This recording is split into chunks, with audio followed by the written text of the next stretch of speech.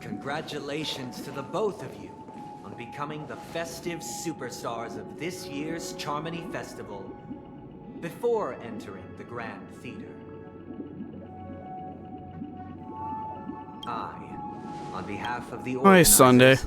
extend my sincere congratulations to you, wishing you joy under their radiance.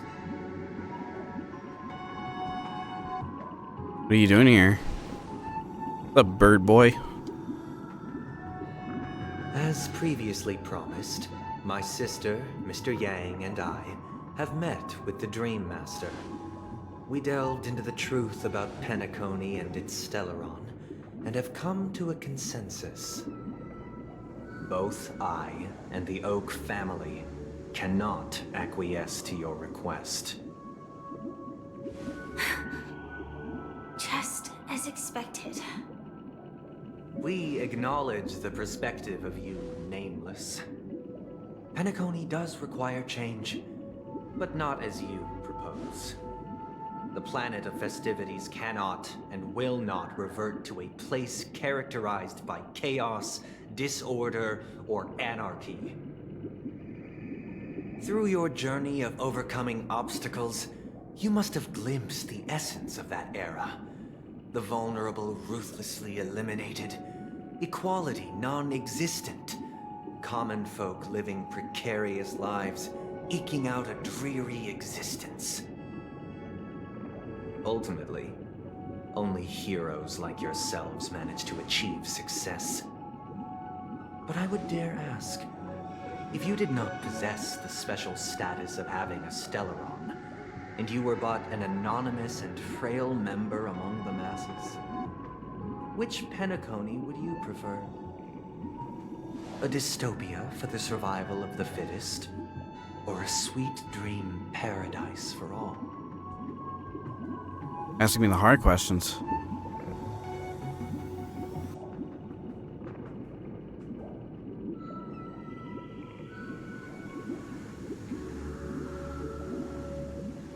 I don't know. Why are you asking me?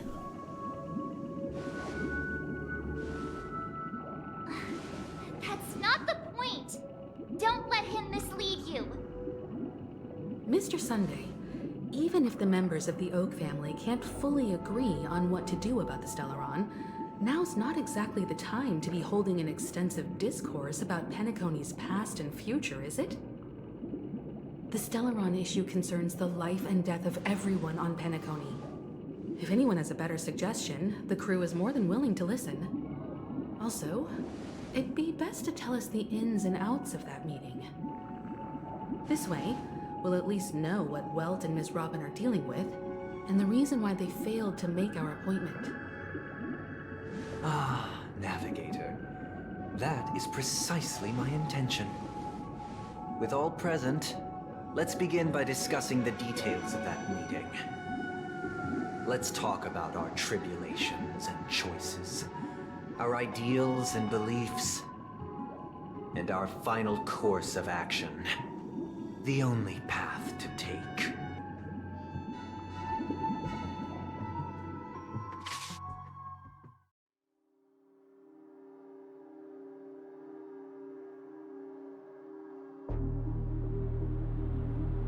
Oh, flashback. Oh, yeah. There have been scoundrels who would use the Charmony Festival that I have bequeathed to There's them another chest. as a tool to realize their ambition. Indeed, Dream Master. Once the Charmony Festival begins, the Stellaron's powers, along with the song, will be broadcast across the entire planet of Penacony. And then everyone in their dreams will be unable to awaken. This is indeed surprising to me. The dreamscape is maintained by the collective effort of the 5 families. If someone were to use the Charmony Festival to recklessly disseminate the power of the Stellaron, this individual must hold a position of great authority. Do you have any suspects? I'd like to ask, Did you really not know of the Stellaron's existence? I would have never thought that this nameless would point the spear at me. Quite astonishing indeed. If I have offended, the Astral Express extends its sincere apologies. But the current circumstances are dire and leave no room for meticulous inquiry. We're doing this out of concern for the Dreamscape's safety. So, if you could, please alleviate our concerns. Dream Master, it's just to prove that the Charmony Festival has nothing to do with the Stellaron. If we're being overly cautious, I will return to the stage to offer tribute in song, just per the arrangement.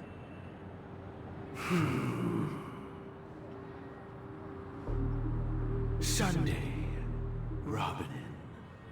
I've watched you two grow up, and know your dispositions like the back of my hand.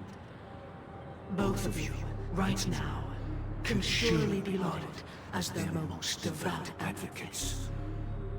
I already know your resolve. The magnitude of this matter is enormous, and cannot be taken lightly. Since Mr. Yang has asked with such earnestness, I will personally respond in kind. If there is a need, the entire Oak family will be mobilized to heed your call.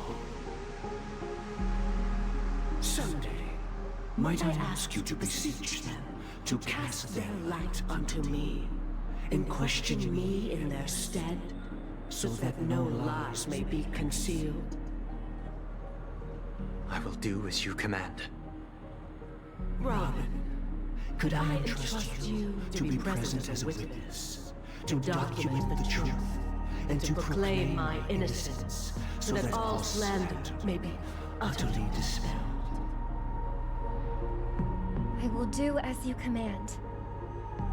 May thy will be carried out on earth, just as it is in the heavens. Oh, triple-faced soul, please sear his tongue and palms with a hot iron, so that he will not be able to fabricate lies and make false vows. Let us begin. Triple face There is soul. nothing else to prepare. Understood. Question. Have you devoted your life to your god, never worshipping other gods? Naturally. Do you love your god as you do yourself, always heeding their admonishments?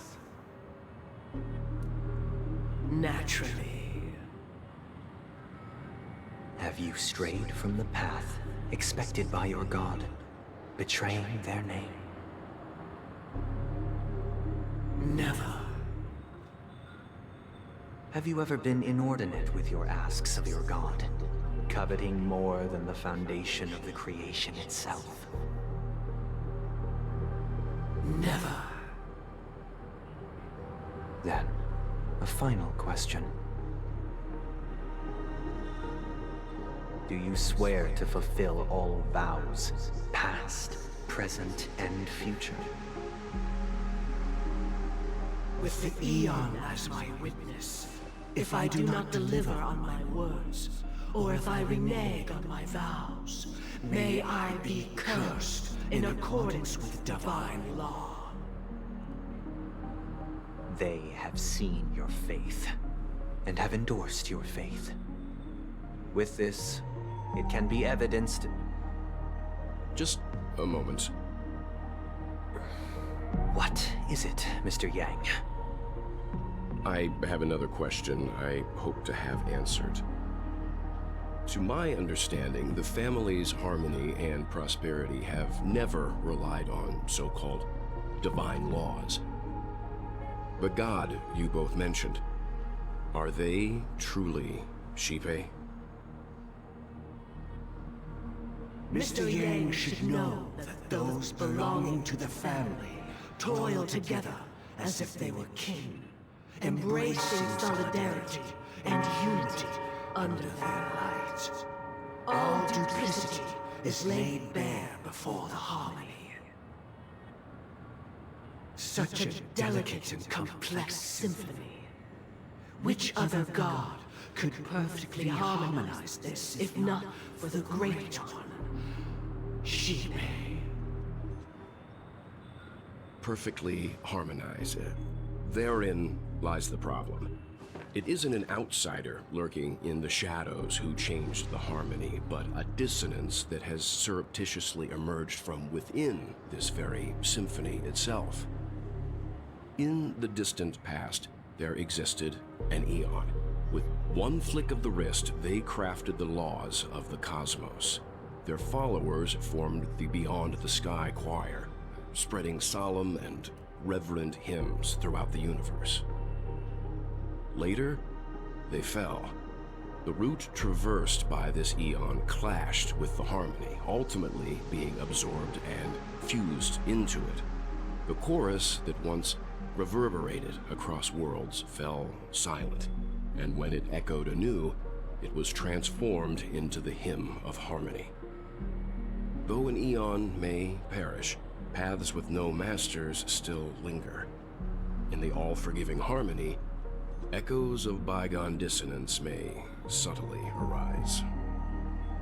Mr. Yang. Being overly astute can be a detriment. Especially when you find yourself alone and without allies. So this is how it is. For the sake of our grand cause, Sunday, please afford these. I don't know. Well, it's pretty strong. to rest. What?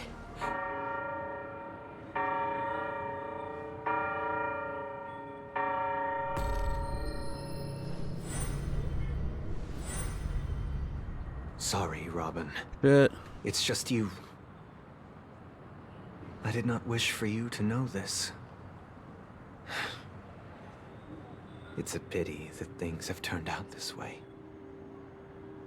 So, this is the true reason I can't sing? The shadow that envelops I knew Penacony it. is actually... We were never children of the harmony. Our ideal paradise could not have been crafted by Shipe. True bliss can only be guaranteed by the one who transcends the many. Within the foundation of law, humanity establishes civilization, and through harmony, we obtain order.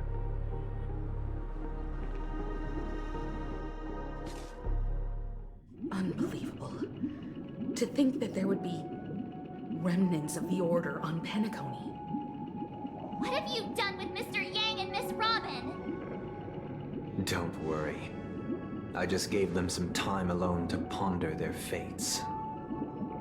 You should know that these actions make you an enemy of the Astral Express. Should we need to stand against the Nameless, it would only be myself and the Oak family involved. But we haven't reached that point yet, have we? Your efforts for the justice of Penacony are evident to everyone, and have been widely observed. Stop beating around the bush and get to the point. Patience is a virtue. However, I won't hold it against you. On the contrary, I'm here to make my intentions clear. If it is the Order that drove you to imprison Welt and Robin, and you're using them to coerce our compliance, then there'll be no point in entertaining any type of discussion. You're mistaken, Miss Himiko. They are in very safe hands, and just as the family has always proclaimed, no one can be harmed in the dreamscape, least of all in the beautiful new world belonging to the Order. Penacony and the entire universe have witnessed far too much innocent bloodshed. The strong wield their blades against the weak, and the victors push the vanquished to the brink of life. Natural selection. The world abides by this principle, establishing the well-being of humanity atop the corpses of the downtrodden. Only we, or rather, I, So the Order is a possess the path? power to put an end to this farce. So you've decided to resurrect a dead Eon? No one's ever done such a thing. If Miss That's crazy. Himiko is interested, let's draw back the veil and speak candidly. I've always firmly believed that people can understand one another through peaceful means. I'm willing to divulge the unembellished truth as to the intentions of the Order's Pathstriders, so that you will make better judgment for the Astral Express, for Penacony, and for this stretch of the universe. Words can hardly do justice to the beauty of that ideal. So, come with me, everyone. Let us retrace our steps and see once again where this road leads. Huh? Where'd he go? Bro's like magic. Welcome. This isn't any location in Penacony's dreamscape. It's my inner world. The reason the scenery before you remains unchanged is because your consciousness has drawn on similar concepts to fill in the gaps.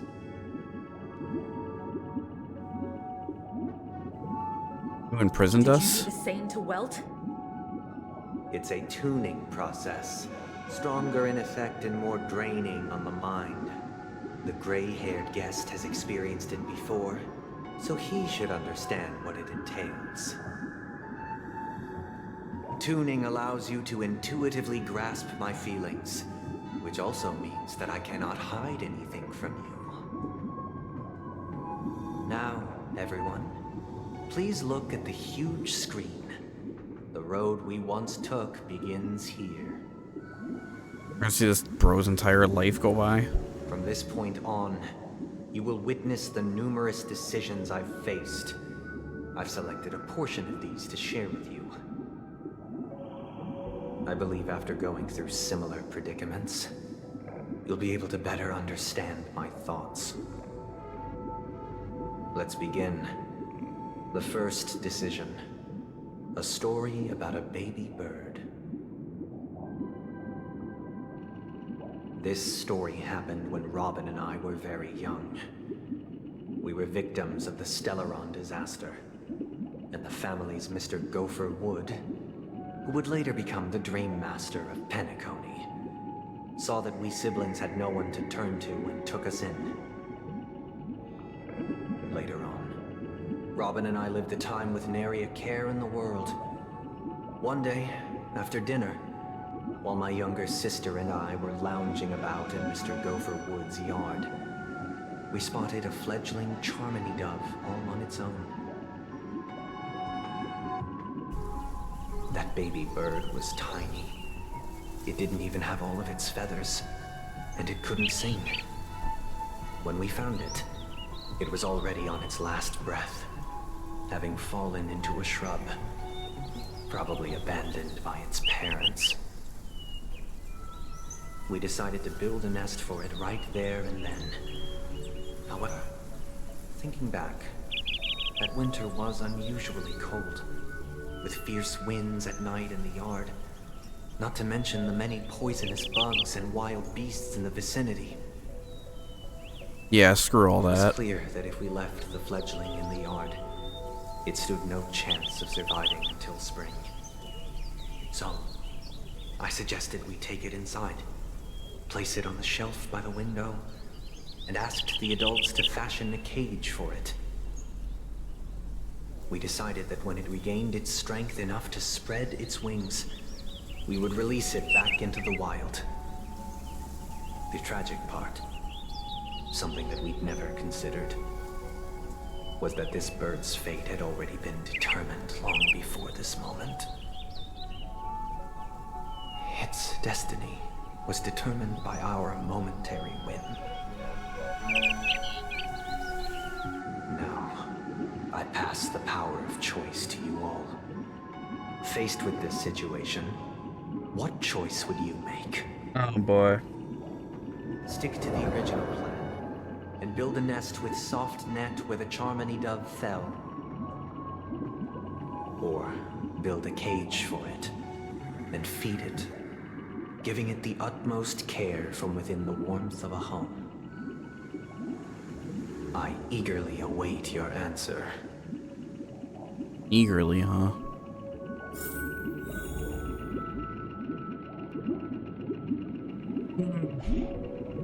Tough choice. Maybe building a nest wouldn't be a bad thing. Stick to the original plan, build a nest with a soft net where the Charmony dove fell. Yeah. Interesting. Since you've made up your mind, allow me to reveal what fate this choice will bring to the fledgling. Just dies. From what I've observed, there are at least 3 predators in that yard that prey on small birds. The Vossicle scorpion, Asdana wolverine, and the Huntington winged snake. Even if they shy away from humans, these animals are still near apex predators in a fenced location like a yard. In such a location, only one fate awaits that little Charmony dove. A painful death. As for the choice you made, I am deeply sorry. Now, let us advance to the second decision. This time, it's the story of a dream chaser. This story happened when I was appointed as Bronze Melodia, a position exclusive to the Oak family, charged with listening to the problems and vexations of dreamscape residents, and providing them with the relevant guidance. It was during that period that I had the opportunity to hear voices from all corners of the dreamscape. Joy, sorrow, arrogance, regret. The complex tapestry of human nature that formed the world. And I was fortunate to catch a glimpse of it. He was a dream chaser and an illegal stowaway. Just like the rest of them, he came to Penacony in search of a better life. Except that, to most people, the price he paid, I suppose you could say it was everything. He told me, I sold everything I could at home. The house, the land, even his 2 children. He said he could not afford to raise them, and that at least they could eat if they lived as slaves. He had a plan in place. He would buy That's back messed his up. children once he had made his fortune, and enjoy Penacony's beautiful dream with them. Alas, his plan to smuggle himself was somewhat clumsy, and he was sniffed out by those pig-headed hounds. After hearing the Dream Chaser's story, I immediately appealed to the Bloodhound family to cease their pursuit. That way, at least he could live peacefully. But I was still too naive to the ways of the world. I did not anticipate that what I thought was a kind gesture would later lead to dire consequences. I'll tell you the outcome soon. For now, I'd like you all to make a choice.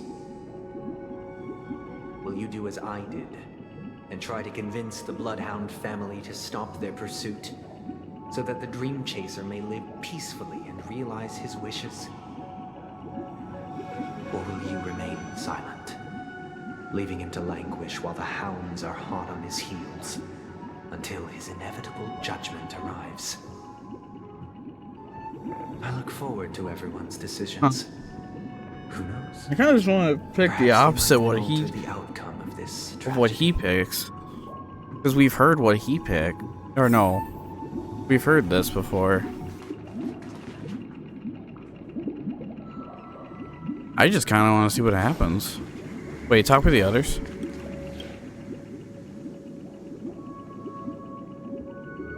seems illegal stowaways are really quite common on Penacony. But that guy in the story, I don't think he deserves any sympathy at all. He sold his kids to chase a dream. Even if he intended to go back for them, it's still insanely irresponsible. True. With that thought, there's only one choice. Let the Bloodhound send him back home. This person deserves to be punished. Oh, thing here. Was it optional to talk with them in the last one? If it was, I apologize for skipping it. This question... Surely it has some connection to the baby bird story. And this connection is precisely the breakthrough Sunday aims to use to persuade us. I'd probably choose to ask the Bloodhounds to cease their pursuit.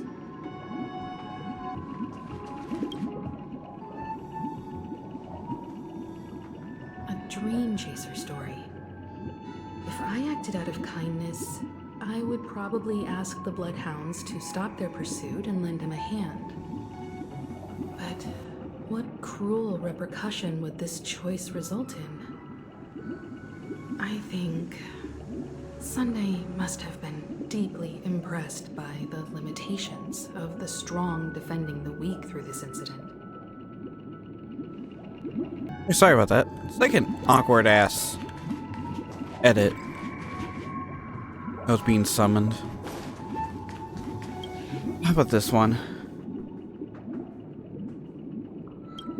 Well, he remains silent, leaving him languish while the hounds are hot on his heels until his inevitable judgment arrive. It seems Sure. you, like me, are pondering whether a different choice could have led to a better outcome.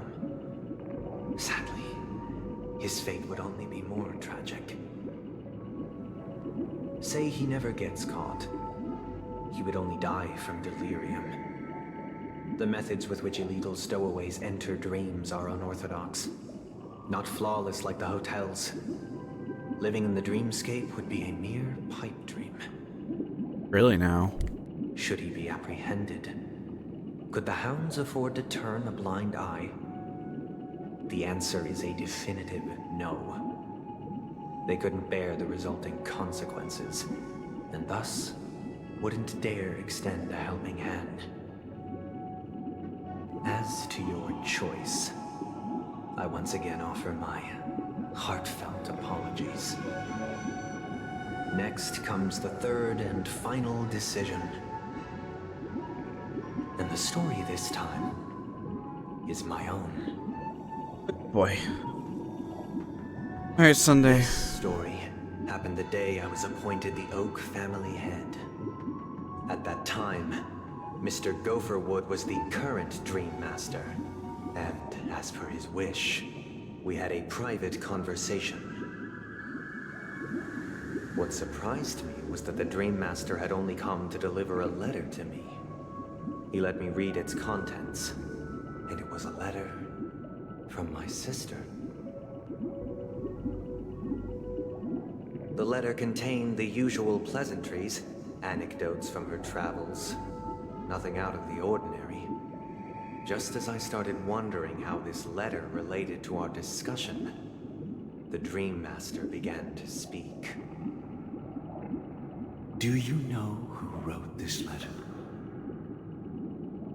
My sister, of course. But why would you personally visit me to hand me a letter from my sister containing mere trivialities? To help you grasp the full scope of this issue. Do you know where Robin is at this moment?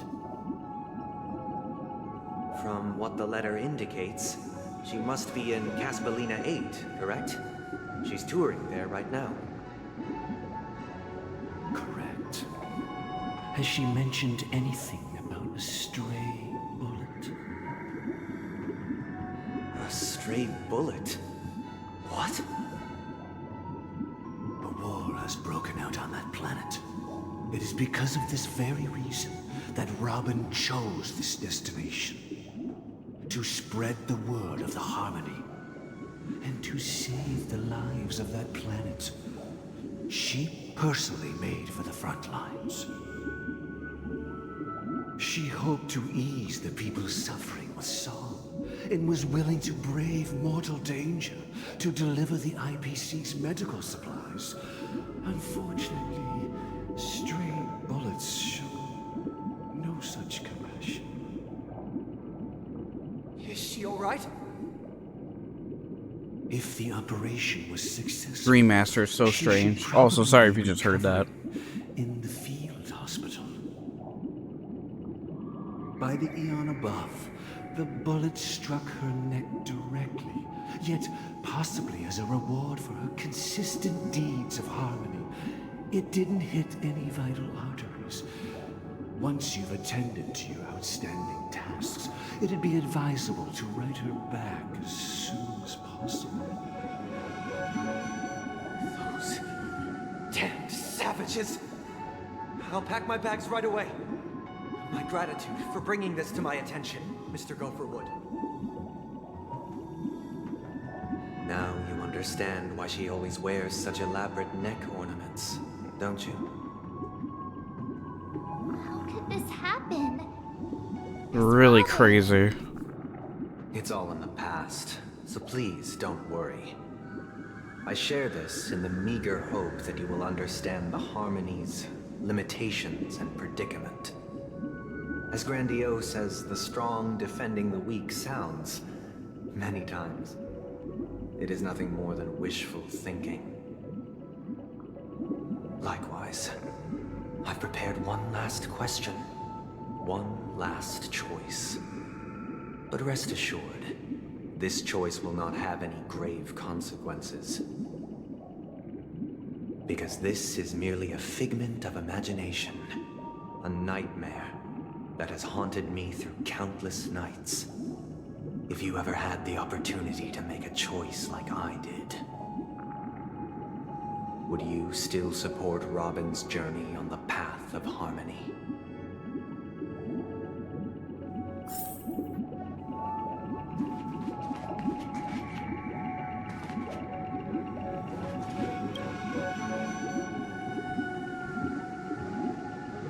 I often feel like I've dreamt of similar scenes on certain nights. In the dream, I see blurry faces. I don't know who they are, but I sympathize with all of them, fighting for survival against some unfathomable force. Their confusion and fear are lucid to me, but I also remember they chose never to give up. Just like Miss Robin. If Mr. Sunday's question leaves you puzzled, you should find the answer from your own experiences. With each trailblaze, dangers and tribulations will surely follow. But would you ever back away? Would you stop March and Don Hung from reaching their next destination? I believe you have an answer of your own in your heart. Do actually. I know what I'm gonna pick, but Miss Robin's courage is admirable. yeah, really. And here I was thinking she was just another superstar celebrity. But the fact that she's also Mr. Sunday's younger sister? No, I doubt he'd wish harm on his own flesh and blood, no matter how grand the ambition. I've just been picking something. He has his own thing over there. I can't believe that happened to Miss Robin. The strong defending the weak is a great mantra, but if I had to pay such a price, I don't know what I'd do.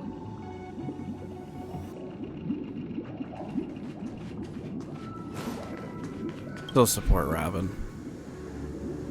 Make the decision. I see. I am now aware of everyone's stances.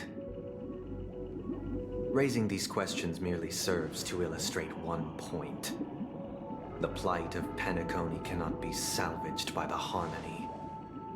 The true foundation for a sweet dream paradise can only be established through the order where the strong govern the weak.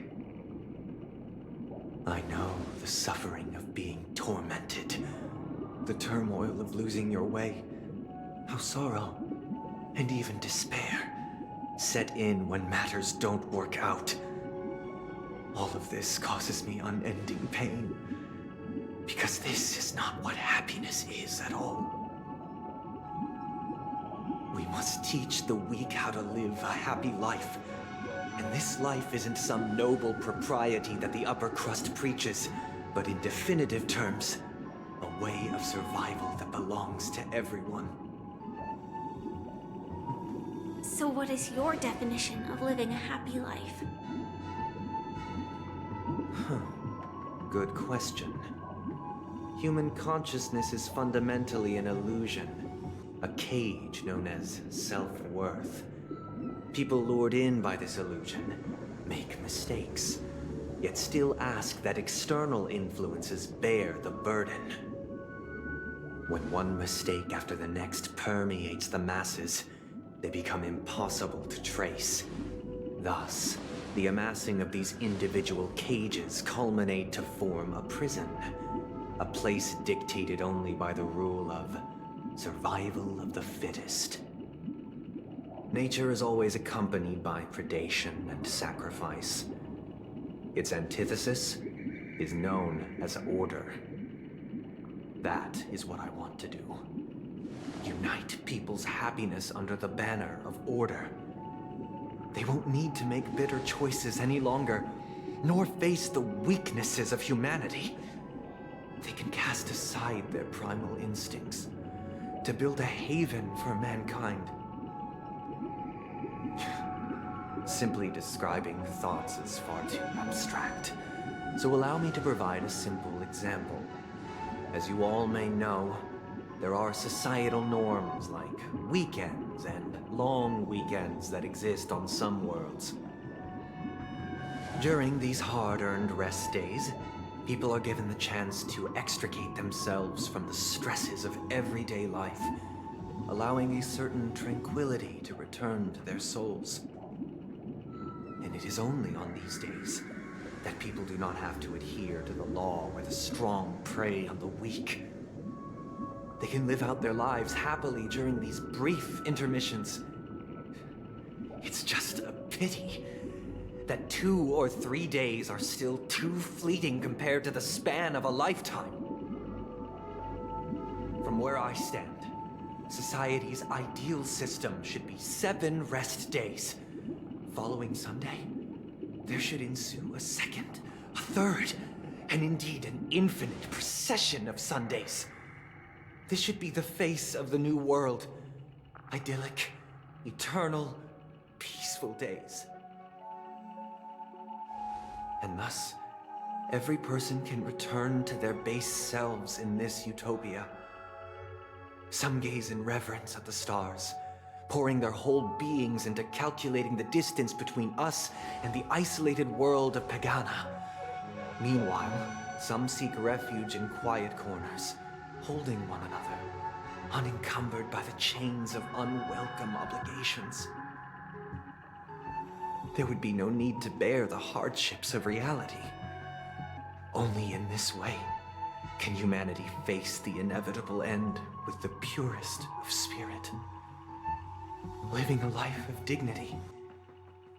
This is what it is to live in bliss.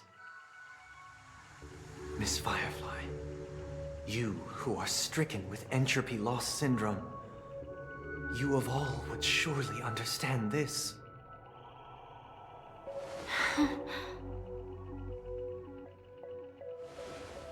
It sounds like a flawless theory.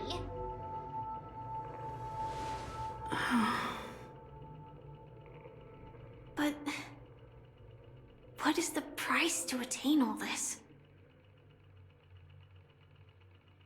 The cost is minute, merely a personal and eternal sacrifice. If this paradise is to be maintained for everyone, someone must remain trapped in solitary awakening until the end of the cosmos. Awakening. Which means that this so-called paradise is still a dream. Stepping into this paradise means forsaking reality, correct? It is not forsaking, but transcending. Flesh, blood, sorrow, weakness. If the physical is the root of spiritual suffering, it is only logical that we defeat it. But in this supposed bliss, people won't have defeated their demons. The chance to overcome their tribulations would be forever lost to them. In other words, it is an escape. That's another way of understanding it.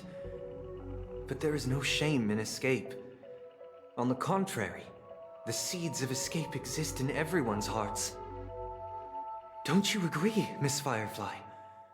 And as to why we sleep, it is because we are afraid to awaken from our dreams. But this is not in conflict with the grand plan. Only in acknowledging this can we truly understand the frailty of human nature, and from there, show compassion and protection.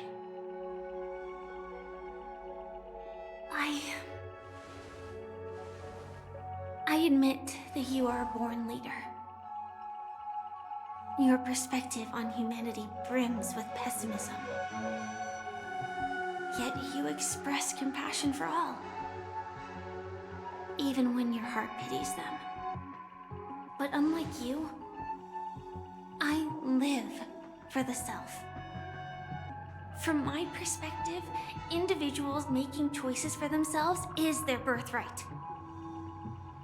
The want to escape may be innate in the weak. But whether they are weak or not, it is not up to another to decide. Perhaps in your mind, you also view me as weak?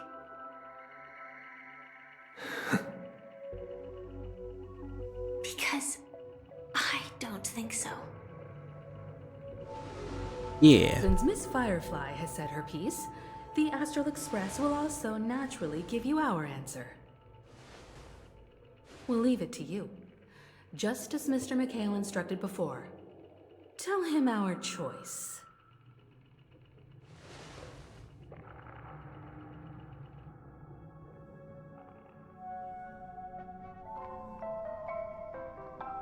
Uh-oh. What is this Oh, Misha. place? I completely forgot about you. Does this place ring any bells, Misha? I don't know, but I feel a sense of deja vu. What is this place? It's the realm within a dream bubble. This was left to the Astral Express by a nameless, but weirdly, when we entered it, it was completely empty. Dr. Edward from the Dreamscape sales store told me that dreams are formed from memories, and a dream bubble can't take shape if its core is empty. So I thought you might be able to help us in unraveling this mystery, Misha. As a hotel doorman, you know Penacony best among us. I don't know much about dream bubbles, but if you want to figure out what this mansion is, I'll do my best. I'm counting on you then. Himeko, I still don't get it. Why were you so sure that Misha had a connection with this dream bubble? I wasn't sure. It was just a hunch.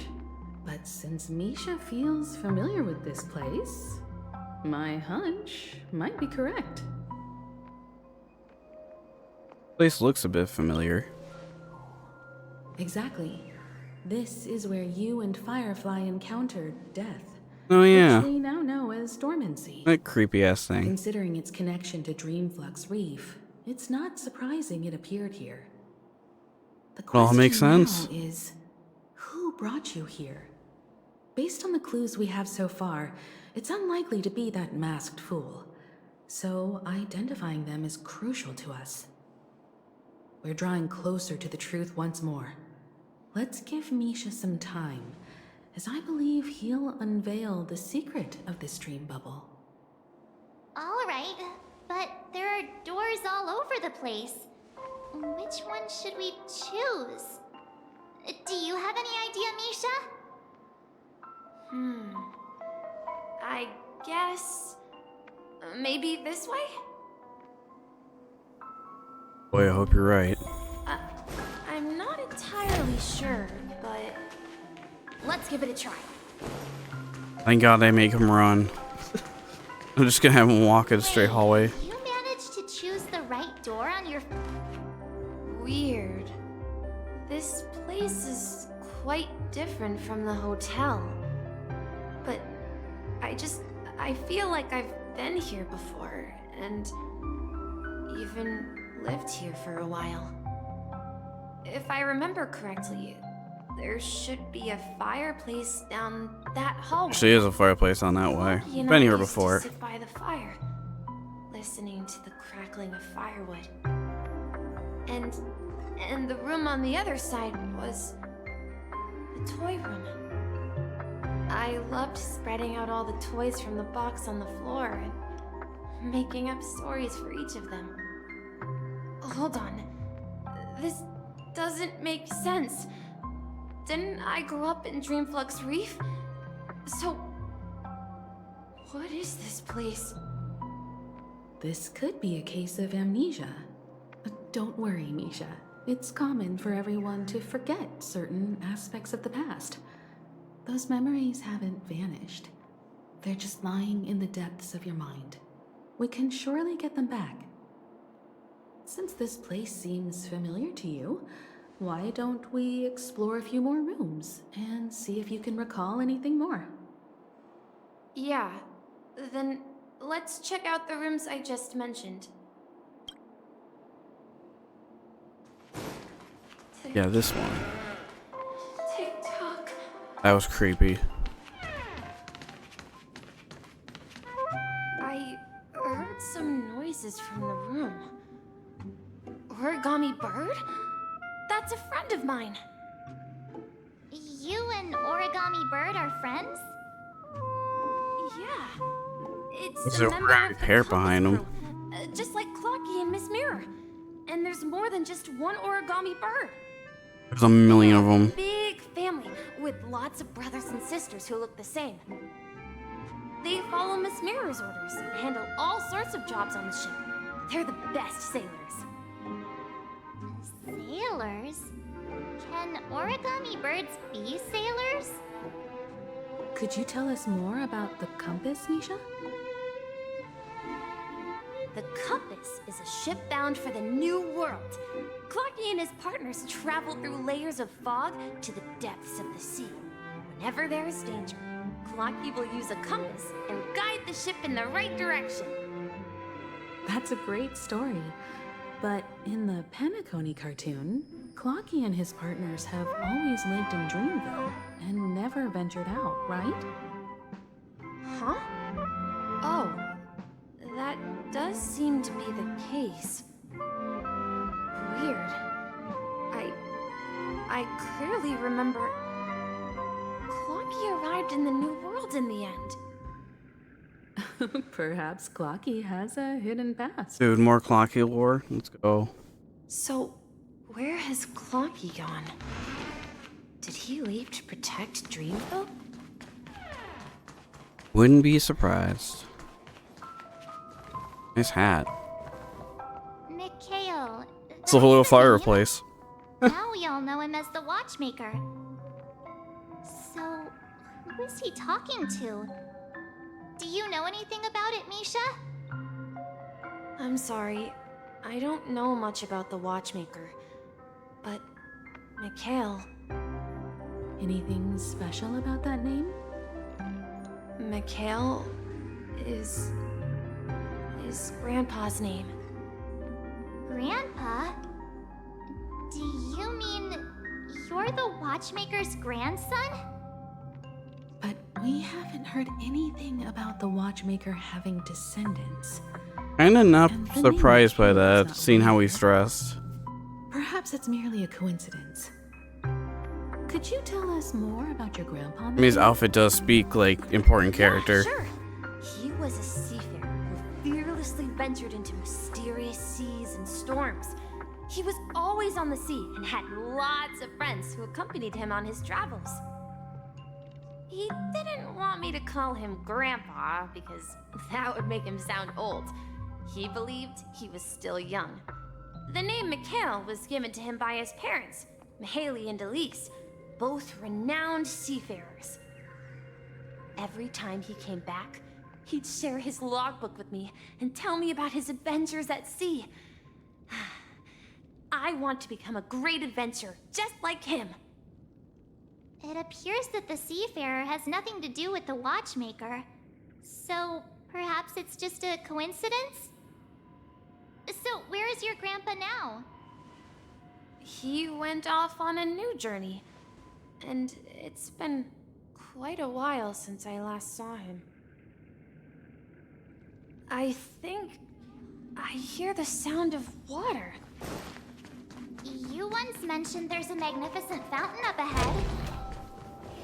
True. There's a fountain. There it is!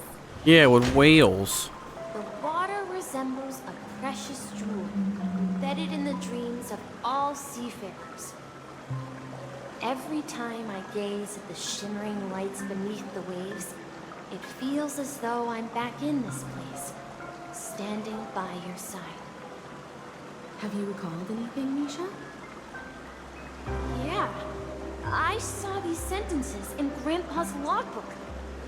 He used to say that despite the perils of the sea, whenever he stood on the deck in the afternoon, overlooking the sparkling waves, he would think of this fountain in front of his house.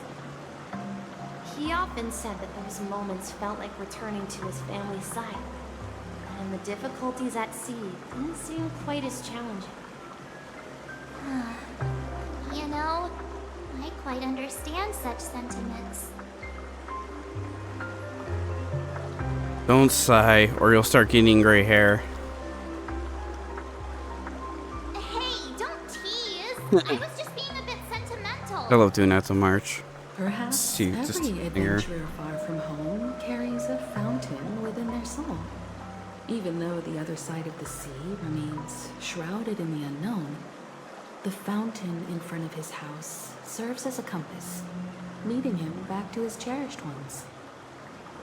Yeah. I'll explain all the rooms and everything We would stand by the fountain.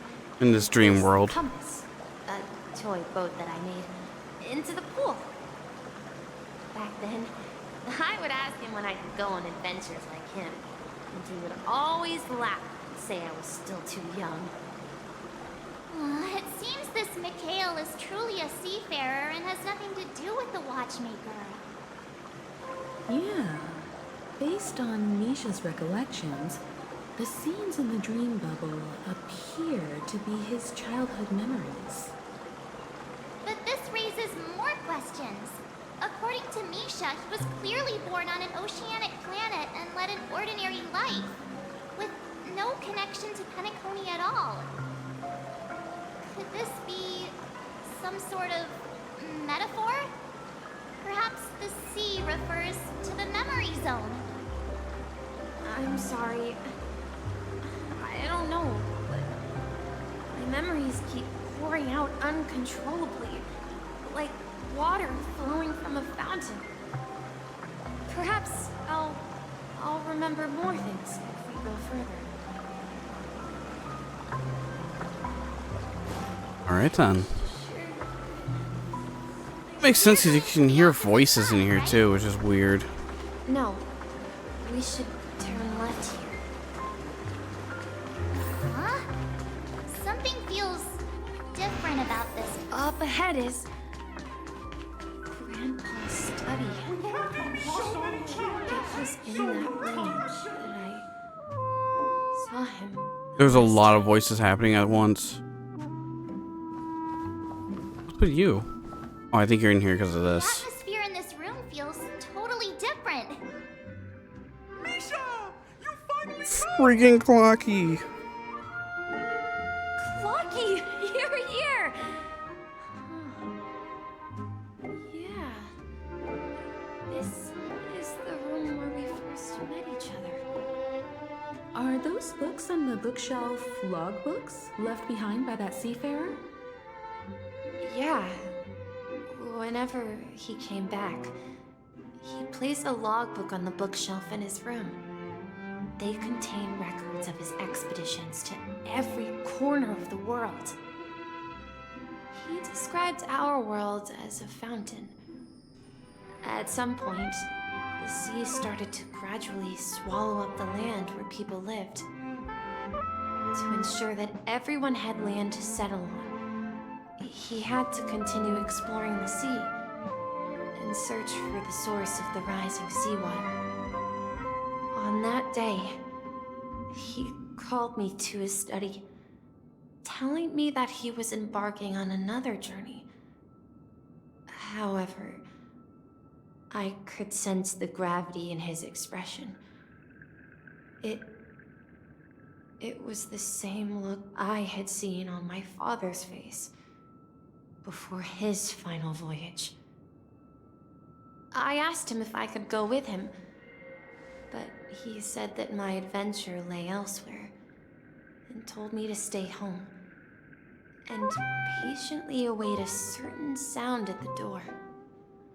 What sound? He told me about a vast ocean in the sky, an ocean of stars. He spoke of a train that transports children with a desire to venture far away, traversing the sea of stars without ever stopping. He said that he knew the crew on the train, and that he had asked them to take me along. He said the journey I had always dreamed of would start there. A train? Could it be? It's the Astral Express. I remember now. Grandpa's friends are a group of nameless who came to this world to resolve a disaster caused by a star. Then, I gave see. his pocket watch to me. It was his cherished treasure, appearing in every one of his adventure tales. He explained that difficult times were ahead, but assured me that the watch would guide me. He said, as long as I kept moving forward, I'd eventually reach my desired destination. And then, it was as if I heard the distant sound of a train whistle, echoing throughout the room. Exactly, Misha! And then we followed that whistle, didn't we? Yeah. I think I can still find the way we took back then. What was lore about Misha? This is the dream jigsaw, right? So we're supposed to find the exit. But where can we find the last piece? Do you remember? You said you obtained a mysterious shard when you stumbled into this place. Yeah. Hey, the shape seems to match. It's a So jigsaw this shard piece. is also connected to Misha? Looks like we're just one step from revealing the truth. Let's get to the other side and investigate. You know how these work.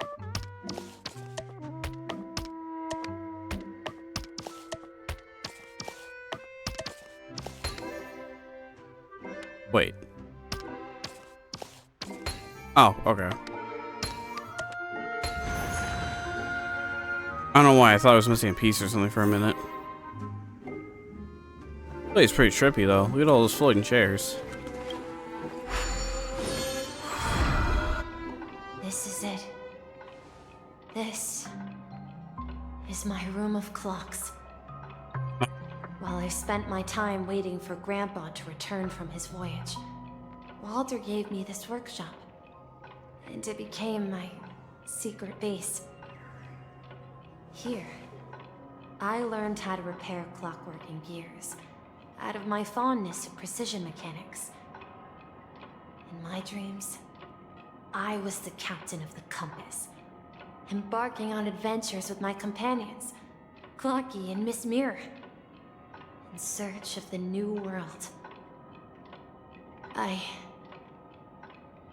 was born and raised here. So, this building in the dream bubble is your childhood home? Yes, but not exactly. To be more precise, this dream bubble itself is my home. Looks like you've remembered everything now. Wait. Why does it feel like everyone else knows something I don't? Yeah, you're the only one still in the dark. March, do you remember when he mentioned a clocky that only he could see? Yeah, the little guy here, right? But we all saw him in Dreamflux Reef, right? And Mr. Yang even greeted him. So weird having Clocky here. Everyone on the Astral Express has a childlike spirit. The answer lies in the Astral Express. Makes sense why Walt can see him. This experience shows that neither Firefly nor Acheron can see this clocky. And when we were in Dreamflux Reef, you may have noticed that for some reason, nobody outside of the crew had ever talked with Clocky. Yeah, I noticed that too. I mean, it makes sense why Walt can see him. By a select few. It's just like a hidden message left by someone for the nameless. But Misha can see Clocky too, right? They even grew up together. But Misha hasn't started the way of the Trailblaze yet. That's the key to the mystery, March. Now, take a moment to recall. Have you ever seen anyone outside of the crew interact with Misha? The same thing. Wait. No way! That's the answer, March 7th. This dream bubble is the place where I was born. And I'm a dweller in this dream. Just like a memory zone meme. I should have stayed here and waited for you. But when reality and memories merged, I unconsciously pushed open that door and left the bubble with Clocky. That's why he's looking for him. That the Watchmaker's dream bubble is empty, but rather the stuff inside ran away? And the whistle you heard was the sound of the express arriving at Penacony? That's one way to see it, but I believe there's a longer story behind all this. It's best for Misha himself to explain all the details. How about we start with your name? Now, should we call you Misha, or...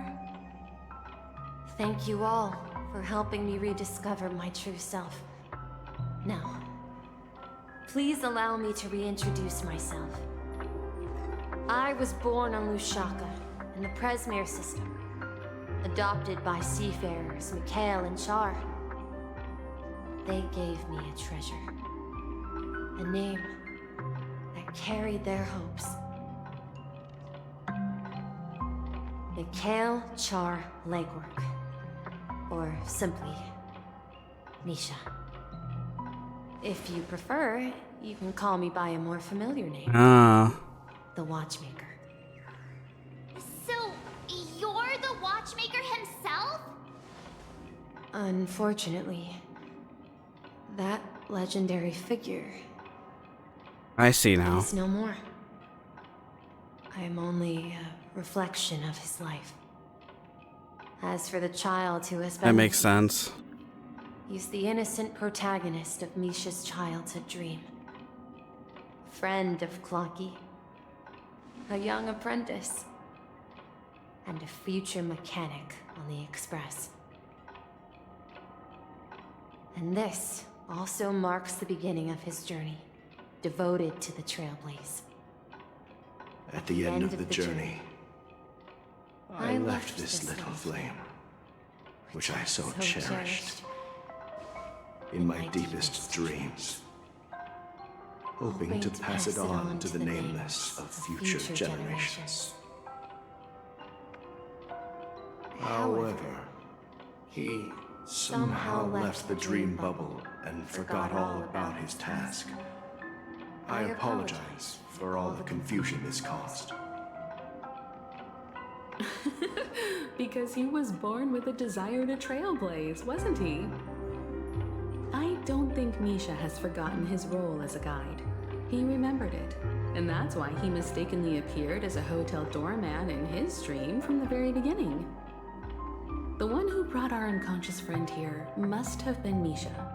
If that's the case, we encountered the Watchmaker's legacy from the beginning, didn't we? I see now. Well, I have a sarcastic friend who says I always take big detours and end up back where I started. Perhaps that's what every nameless has to go through. But in the end, you found me. I'm sure you're all wondering what my legacy is. I believe my hound has mentioned the Stellaron and my wealth.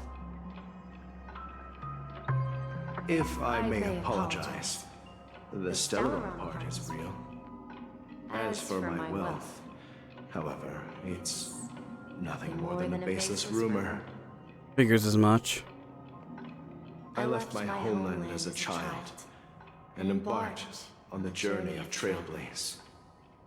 I traveled to various planets until finally reaching Esdana, where my friends and I built the original Penacony and fought for its future ever since.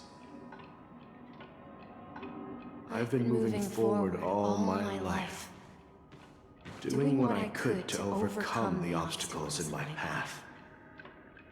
But ultimately, my journey reached its end, and I left behind no possessions worth entrusting.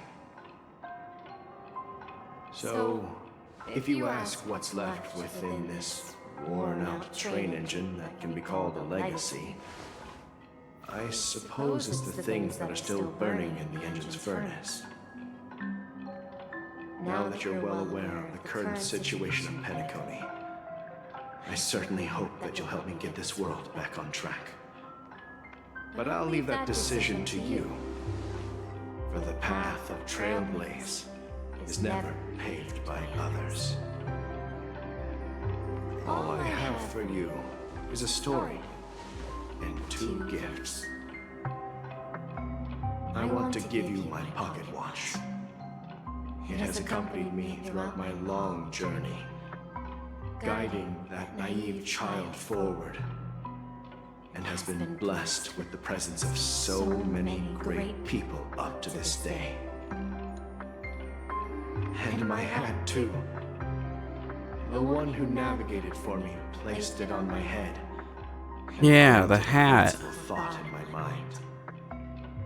The trailblazing expedition will never end.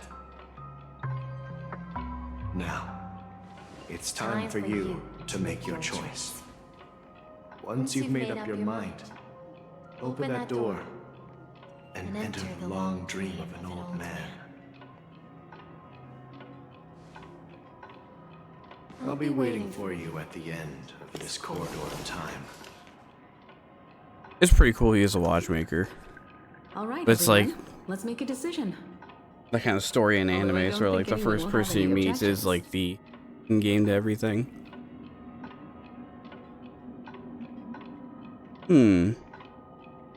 I choose the Trailblaze. Of course. We've come this far. Surely there's no other option than moving forward. In that case, it's unanimous. Then let's proceed together to the end of this stream and tell Mikhail our decision. Yeah, honestly, I think I'm just gonna ride this out until we're done with story stuff. Oh, I'm getting into this. I want to see everything end. Or kind of want to see the end of all this.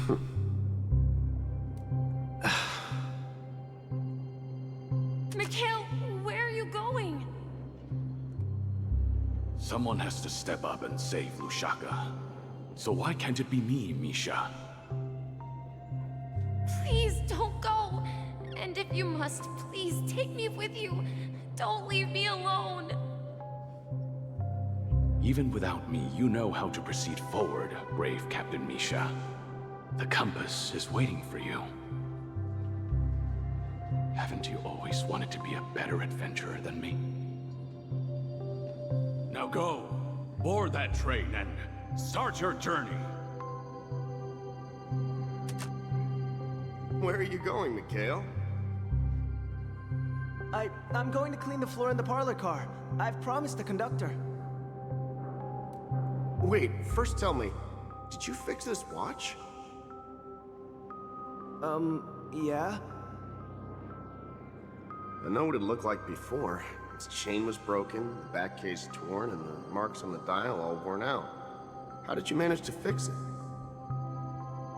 Well, it's hard to explain, but I knew it could be fixed. It's the hands, Mr. Amundsen. Its hands were intact and pointing in the right direction, so I knew there would be a way to fix the rest.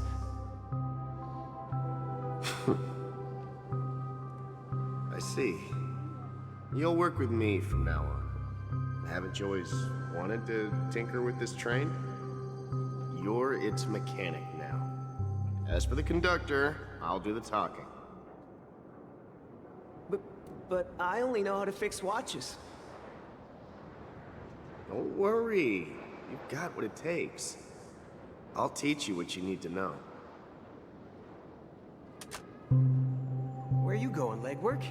It's time to head to our next stop.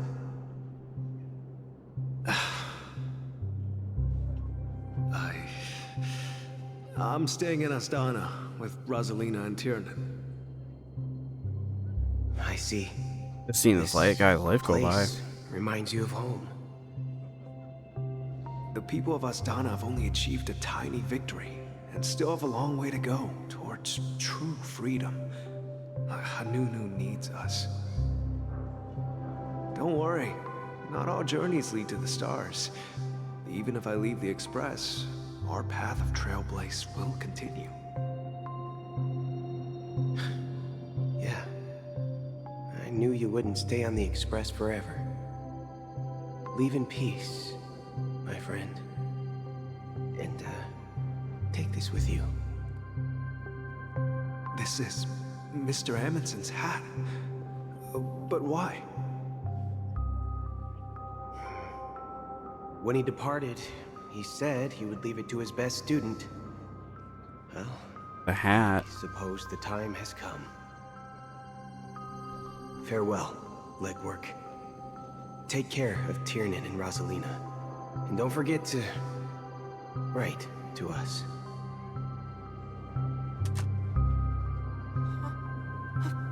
Where are you going, Watchmaker? Don't worry, Micah. Just going on a little trip. Someone has to be at the forefront of the interstellar frontier, and I'm the only former nameless in Penacony. So why can't it be me? Because you're all we have! Have you forgotten about Tiernan? The cosmos is way more dangerous now. What will happen to Penacony if we lose you too? But what will happen to Penacony if we don't find a way out? Tiernan. How could I ever forget him? I've spent countless sleepless nights asking myself why I didn't go with him back then. We Nameless won't stop. Don't worry, Micah. It's just a matter of getting back to my old profession. Just wait for me to come back. But if, and it's a big if I don't come back in one piece, then you'll become the next Watchmaker. Where are you going, old man? Oh, you're here. Answer my question. Gallagher. What are you up to? Relax, Gallagher. I just came up with a great idea. Wanna hear it? Oh, come on. Aren't all your ideas just ways to get yourself killed? I may be blunt here, but you're the last remaining hero in Penacony. If you die too, the secret of the Stellaron will go to the grave with you. Yes, I'm afraid there's no way out in Penacony, so I'll have to consider alternatives beyond Esdonna. We'll organize a festival using the Watchmaker's legacy as a facade, and send invitations to the entire cosmos to gather people here. So, a desperate struggle against the family? Desperate? Don't we have you here, my friend? This task is challenging, but what hasn't been challenging for us along the way? Well, whatever you do, remember, make sure to send an invitation to the Astral Express. Misha! Where are you going? Oh, it's you, Clocky. Take me to Dreamflux Reef. Last night, I had a long dream about the day we met. I want to write down that dream. Actually pretty sad too. Down? Why? Oh, so I won't forget it. Do you remember how you got your name, Clocky? Of course! You told me that when you were a kid, you lived in a room full of clocks. Those wall clocks and pocket watches grew up with you and were your best friends. Yes, but what I didn't mention was there's a funny misunderstanding behind it. I was a kid, and there was always a special pocket watch in my memories. It was with my grandpa, guiding him on his sea voyages and leading the way in his every adventure story. I wanted to have a pocket watch like that too. And that's when you appeared in my dreams. Yeah. Every night, we boarded the compass and set sail together. But you know what? It wasn't until the day my grandpa gave it to me that I realized it wasn't a pocket watch at all. It was a compass. So, your name should have been Compassy. And the Watchmaker is just a nameless.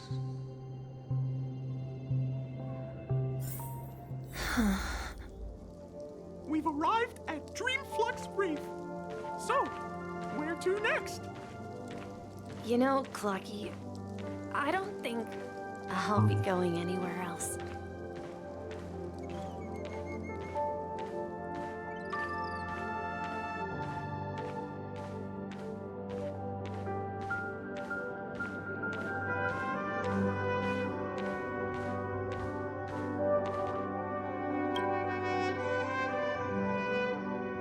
I've traveled far enough, and it's time for a little break. Oh. So, we'll set out again. When you're rested? No, I'll stay here. And then, this is where it ends. This is... where it ends? What do you mean, Misha? You told me that the trailblazing expedition would never end. Yeah, that's what I said. So now, it's up to you to decide your next destination. My next destination? What's that supposed to be? I've been following you. Misha? You're acting weird today.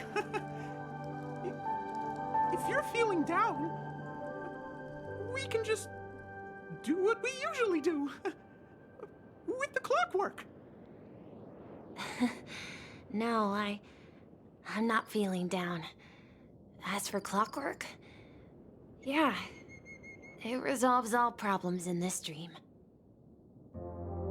So, do you know what clockwork actually is? I'm not quite sure. Well, everyone gets lost at times. They may hesitate and doubt which way to go. That happens in this dreamscape and beyond. But don't worry. Everyone goes through moments of uncertainty and hesitation. Eventually, they gather the courage to make bold decisions. Whether it's calming, joyful, angry, or sad. All they need is a little nudge to take that step toward where they truly belong. I'm leaving that little nudge with you, and I hope you'll share it with others. Such is the essence of clockwork, the will of the Trailblaze.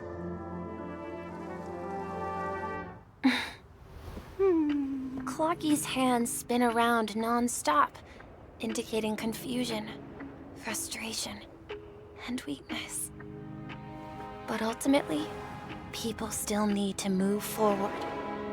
Just like your hands, always pointing ahead. This is where my journey ends. From now on, it is your path to walk. Trailblazing means taking paths your predecessors forswore, and venturing even further. The Penacony in Mikhail's dreams does not belong to Order.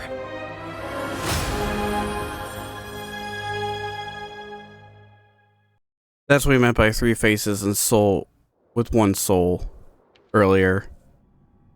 Junpei has 3 faces. Okay, that makes sense.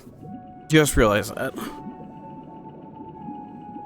I can't believe that Eon would cast a glance at Penacony at a time like this. Is it because of the resonance from the legacy of the Trailblaze? Or perhaps the bond between you is so strong that it even impresses an Eon? Well, there might be another possibility. Or main protagonist. Just saying. On behalf of the fallen Eons, who will hold the future of Penacony?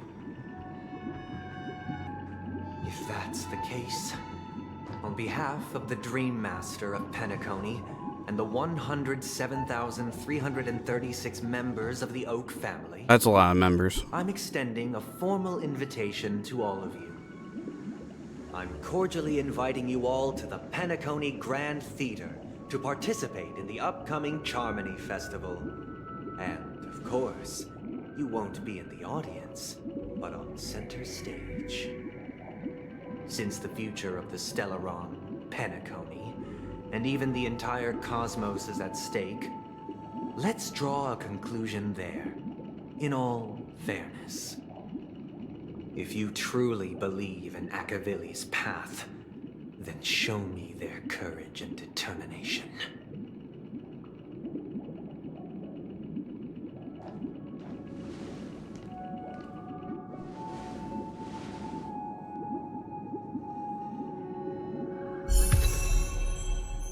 Oh. Cool. And the Storma.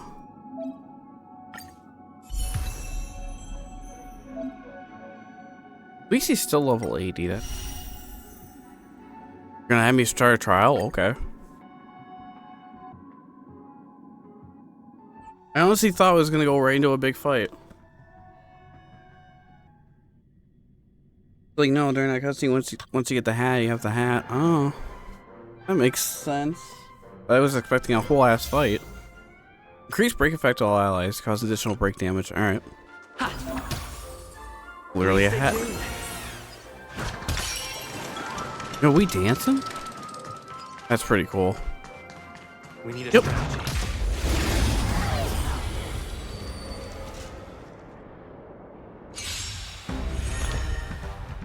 Break effects, huh? Deals minor imaginary damage to a single enemy. Deals minor imaginary damage to a single enemy with targets 5 bounces in total. Grants all allies the backup dancer effect. Allies and backup dancers effect. A break effect increase. Additional. It just does super break damage one time when they attack an enemy targets at weakness broken. Alright, sure. Time to test our rapport. Dreams do come true. Yo, we zesty. Oh, wait. In the mood for another beating? How's this take? Great teamwork. It's a heal. Hurt me. Take your position. Second, my friends. Indulge yourselves! I've actually never used Gallagher before. We see this? Turn 33. I'm literally using it as a weapon. Enemy targets detected. Ready for another? Net marker activated. Time for a good old counterattack. By the order of execution, Marastruck! New enemies to the Marastruck. Did the rhythm get messed up? Let's improvise. The mood is set just right. Oh yeah, let's do this. Let the show begin.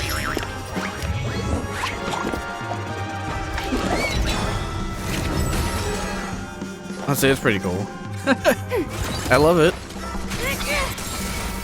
Oh, that's super break. That's a lot of damage.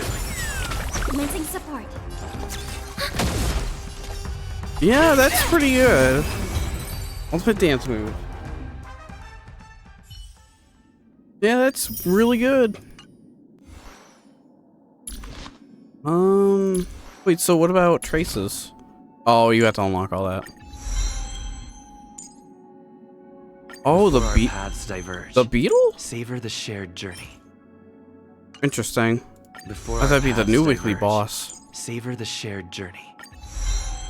Give me a hot minute. Able to get him to level 6 and 4. But I don't think I'll be using this that soon. Unless they give me a trial version for the boss fight or something. Definitely equip this on for later. As for... Well, actually, you know what? Let me see what the total stats are of this. I know what I want to give him. Had this in the closet for a couple days now. For an orb, what can he have for imaginary? Probably more break effect, but I need to reach speed 165. Yeah, I think that'll be fine. I was grinding that stuff earlier. This is almost maxed out, but I honestly think he'll be fine.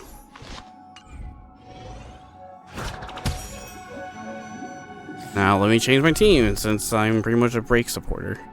Thinking this because Himiko's with us, but at the same time, I gave her a break effect set. She's not maxed out either. Kafka is. But Kafka's break effect's like 91.1, so I kind of want to see how that is with the super break. Also, how Helfer heals. Yeah, I'm thinking that. Please stay tuned. Oh, at least. But I like it. It's pretty cool. Does that mean he wants to fight us during the Charmony Festival? That is the Charmony Festival. This is weird. Aren't Arc villains usually plotting some dirty conspiracy in the end? But he actually said something like, "In all fairness."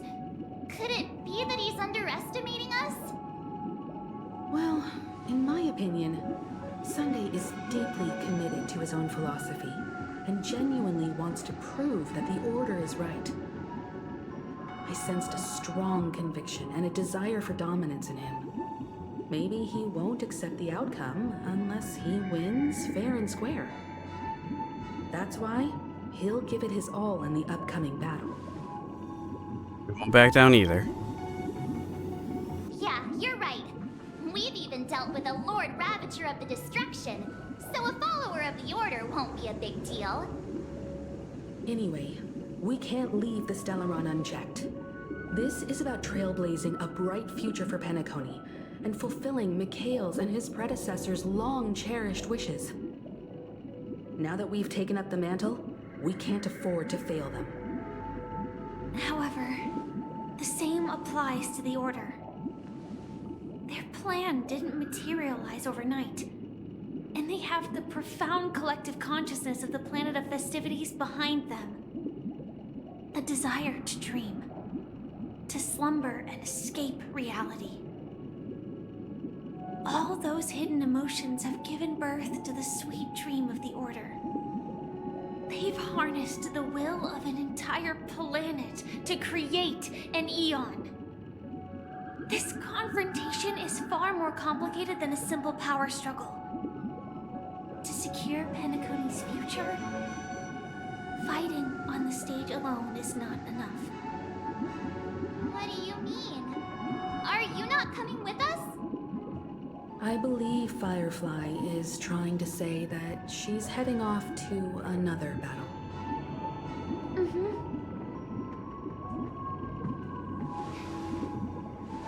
Before I left, the Destiny Slave told me that this journey would bring unforgettable rewards. Even though the script he gave me only had a few lines, I couldn't ignore them. Because one of the lines said, "I'll experience death 3 times in the land of the dreams." 3 times? This can't be serious, right? The first time was a painful death when I was stabbed by the Blade of Dormancy, which led to all subsequent events. The script will always come true,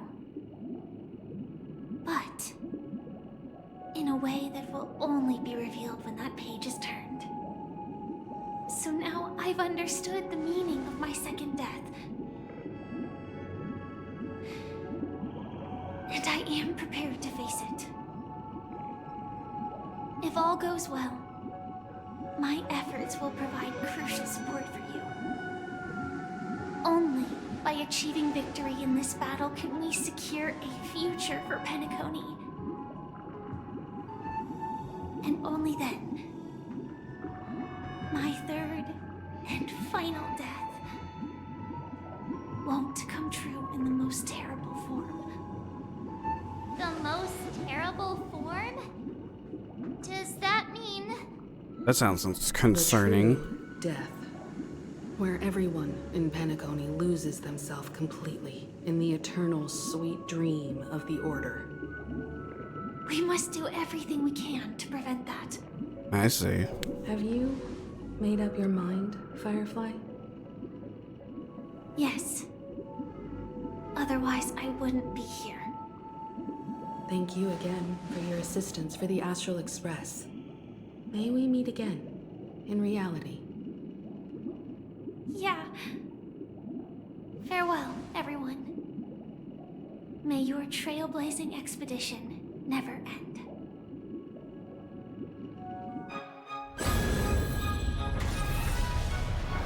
Oh shit. I dreamed of a scorched earth. Everyone, are you ready? A new shoot sprouted from the earth. It bloomed in the morning sun and whispered to me. Like fireflies to a flame, my biggest death. May we meet again in reality. That's pretty cool. After today, Japella's name will disappear from cosmic history, and the Everflame Mansion will take its place. In the not-too-distant future, you'll receive an invitation. That's your next stop. Land of the dreams. Penacony. Hope you find whatever you seek there. Be it answers or salvation. You mean my 3 deaths? Silverwolf told me about it. It's such a shame that it's not part of my script. Well, I want to live. Yeah, it's quite a shame. The opposite of death is eternal life, and that's something I'll never desire. People die, and I am no exception. Death is like a script, a fate that cannot be defied. But that's exactly why we have to choose where we want to rest forever. Do you exist just to perish? Are you not the same, Blade? The end you desire is not one dictated by others. If I were to die now, I would only be a weapon. I believe I should die as a human. Though its definition escapes me, isn't this the answer that ordinary people look for their whole lives? A name that can be carved onto their tombstone. The tombstone that belongs to me once bore the inscription, Glamoth's Iron Cavalry. Then it changed to Stellaron Hunter. But one day, it will bear the name Firefly. And all the brilliance she showed at the end of her life.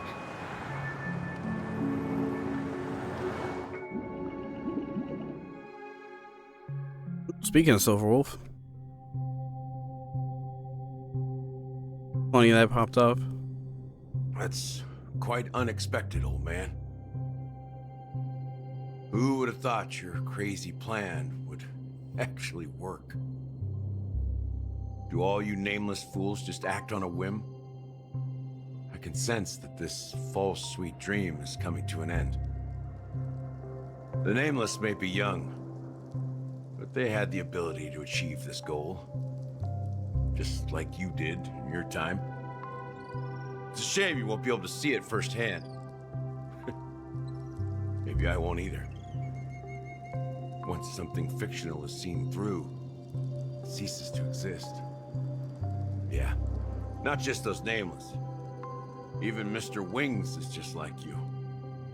Stubborn, won't listen or give up, no matter what. Well, fate is unpredictable, I guess.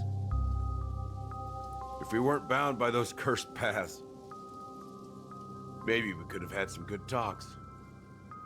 But in the end, we managed to do it. Now we can find solace. Remember how those idiots cursed us? They said, "Go to hell, you worthless traitors." Well, I don't know if they really meant it, but if longing for freedom means going to hell, then I'll be joining you soon, you old fool. Let's get together and have supper again in hell. Oh, I almost forgot. There's one more thing.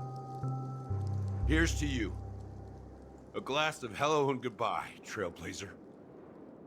To the imperfect tomorrow.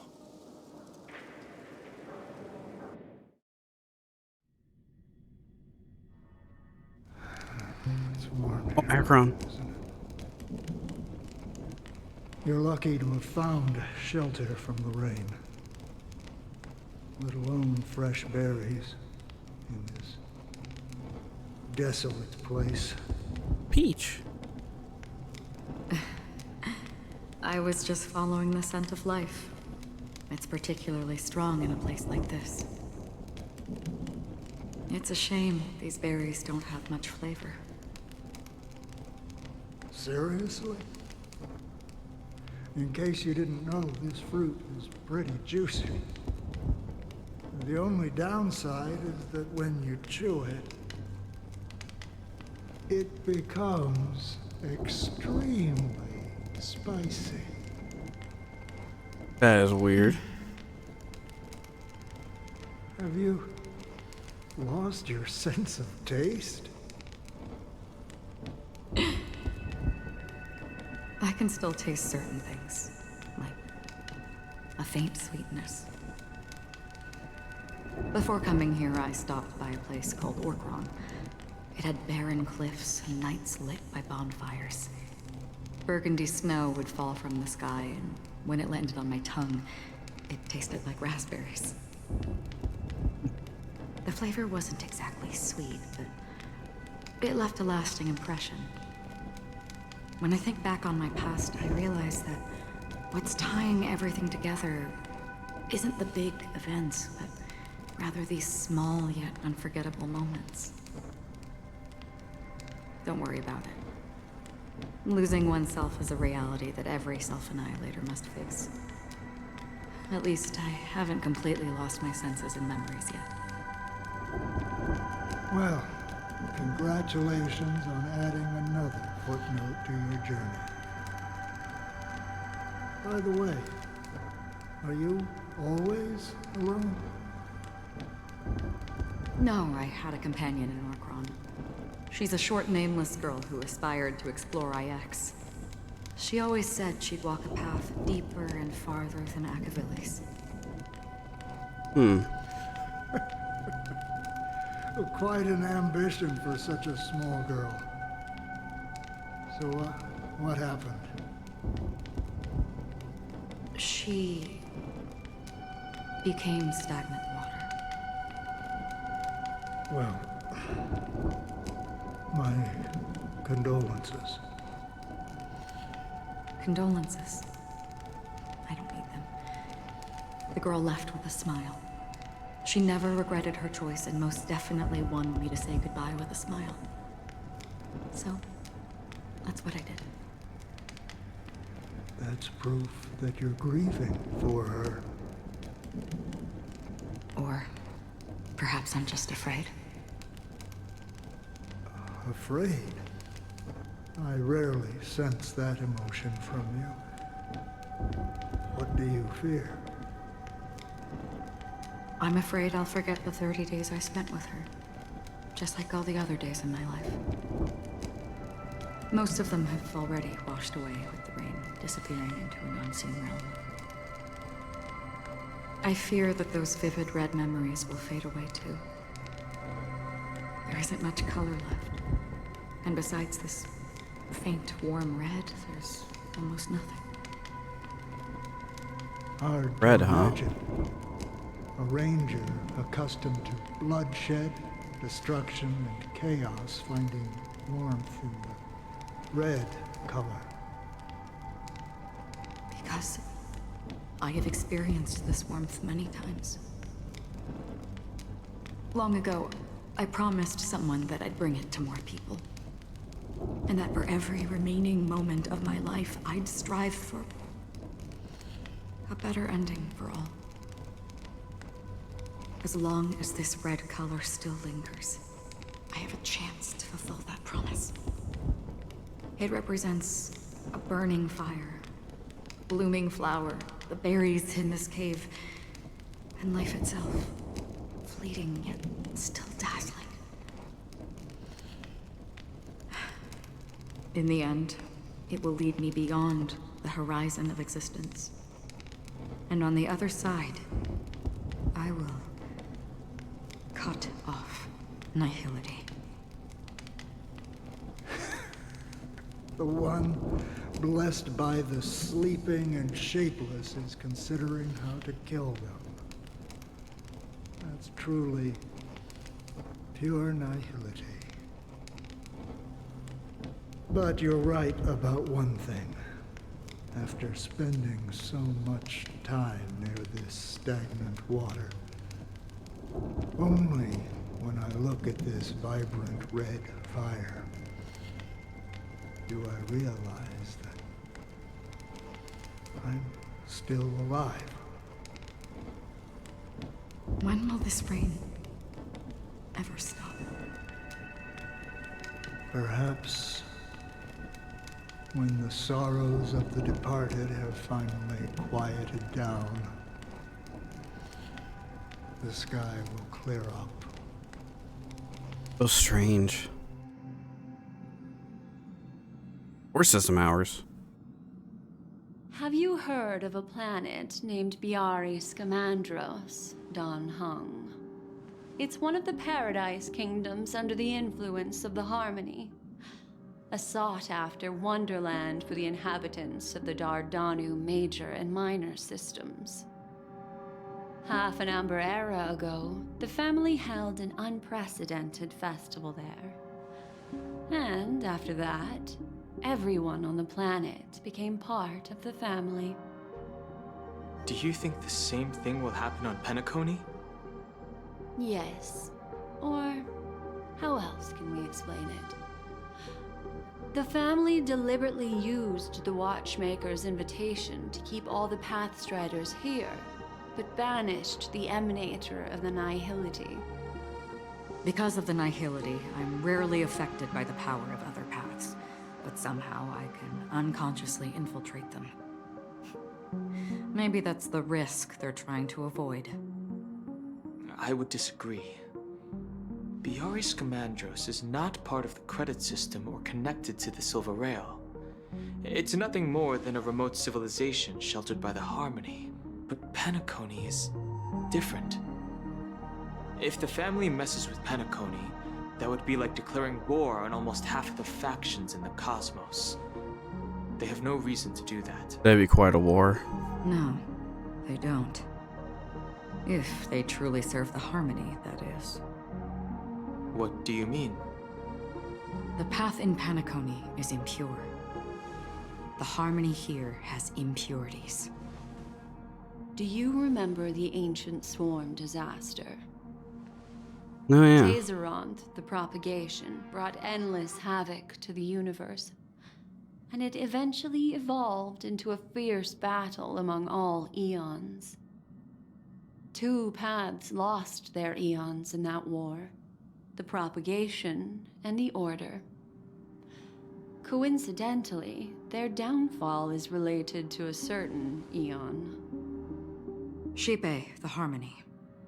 Legend has it that they participated in the crusade against the Imperator Insectorum and devoured Anna the Order for unknown reasons. Holy forgaroni. So you're saying I forgot that about the 2 Brutal. leaderless paths are working behind the scenes? But I don't see any descendants of the propagation in Penacony. Could it be that the remnants of Beyond the Sky Choir are hiding within the family, trying to resurrect a fallen eon? I can't say for sure, but they're definitely planning something for the Charmony Festival. The big fight? This is getting way too complicated. Is this why you want us to leave Astana right away? Are you giving up? The Charmony Festival will start soon. There's one thing that I need to confirm no matter what. A warp jump is the best way to do so. Time is running out. I have another plan.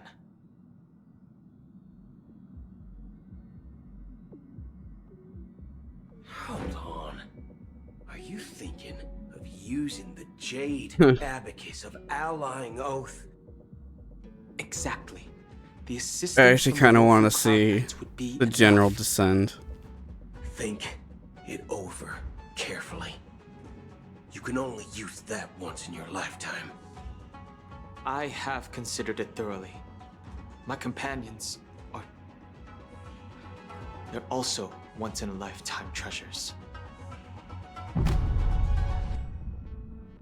I'll bring the Lafu here.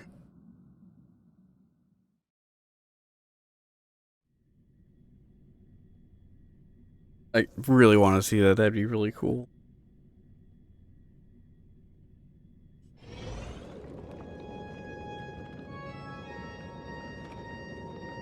Oh, breaking out the orchestras, I see. Are you the only one here, my child? The Nameless is quite the diplomat. Our secrets have spread like wildfire within the family. And IPC starships are gathering towards Astana. This is a crucial moment for us. So, where is the chosen one who harmonizes the very sounds?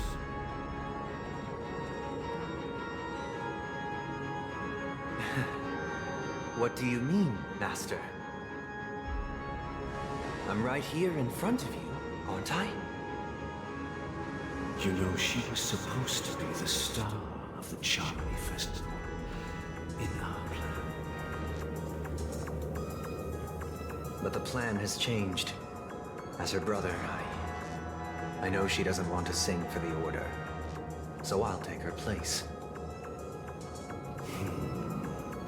You've always been wise beyond your years. I'm sure you understand the consequences of your choice. If you consider this a betrayal, well, there can't be two suns in the sky. I'll step up and take down the other sun if necessary.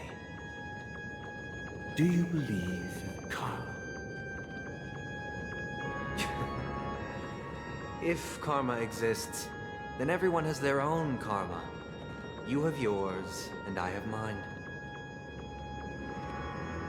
And my karma has nothing to do with you, Mr. Gopherwood.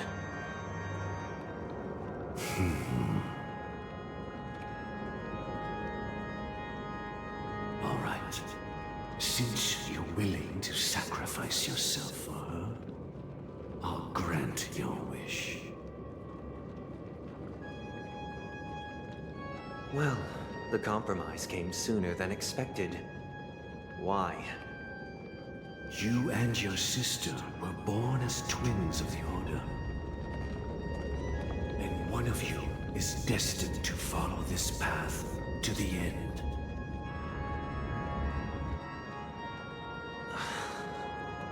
Is this part of your plan? Of course. You're still as clever as you were when you were a child. The opening is near. Go, my child. Seize the power of the harmony and reveal your karma. I have one final question, Master. Why did you choose to bring the Order to Penacony? Wouldn't it have been better to choose a desperate world instead of a city filled with hope and dreams? Why? It's for justice, my child. If we lose justice in our hearts, we'll make the same mistake as the Harmony did. So, it's not you who manipulates the dreamscape with the Stellaron, but... Well, that's where our conversation ends. Go ahead. The 107,336 souls of the Oak family have dreamed of this moment too many times.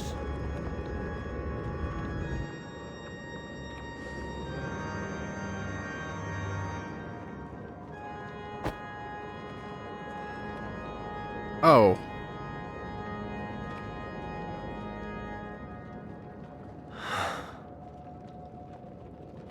I shall ascend to the heavens, becoming the scorching This has sun. been getting strange, but I like it. Oh, there's more. Shall flourish, while all evil shall be eradicated.